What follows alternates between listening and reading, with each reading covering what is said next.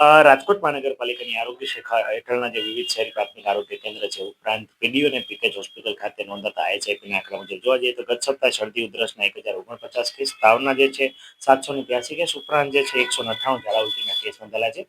જ્યારે ટાઇફોઇડ અને ખાસ કરીને મરડા કે કમળાના કોઈ પણ કેસ ગત સપ્તાહે નોંધાયા નથી.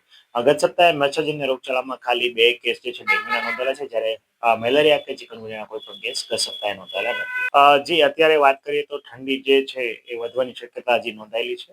ઠંડીની માત્રા એટલે કે તાપમાનનો પારો નીચે હજી ઉતરી શકે છે. તે અનુસંધાને ખાલી લોકોને જે છે એડવાઇસ એક આપી શકું કે બની શકે તો અત્યારે ગરમ વસ્ત્રો પરિધાન કરવા જોઈએ. સવારના અને સાંજના ધુમ્મસવાળા વાતાવરણમાં બહાર જવાનું ટાળવું જોઈએ. ખાસ કરીને જોવા જઈએ તો લોકોએ ગરમ વસ્ત્રો સાથે મફલર, ટોપી ઉપરાંત ખાસ કરીને બાળકો અને વૃદ્ધોએ આ સમયગાળા દરમિયાન ખાસ છે તકેદારી રાખવાની જરૂરિયાત છે.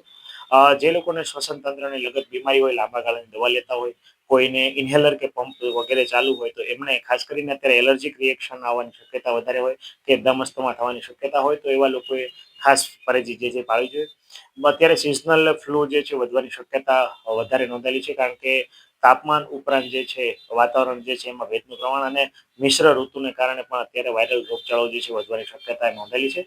તો લોકોએ શરદી ઉધરસ તાવના ઇગ્નોર ના કરતા તાત્કાલિક નજીકના આરોગ્ય કેન્દ્ર પરથી દવા લેવી હિતાવહ છે. શિયાળાની ઋતુ દરમિયાન છે બની શકે તો હાઈ કેલરી વાળો ખોરાક જે છે આરોગ્ય છે. ઉપરાંત ખાસ કરીને તમારી રોગપ્રતિકારક શક્તિ વધે એમાં વિટામિન સી અને એન્ટીઓક્સિડન્ટ વાળી જે માત્રા વધારે હોય, આમળા છે, ઉપરાંત જે છે વિવિધ પ્રકારના પાકો જે છે, ઉપરાંત ગોળમાંથી બનેલી આઈટમો જે છે એનું સેવન કરવું ખૂબ હિતાવહ છે.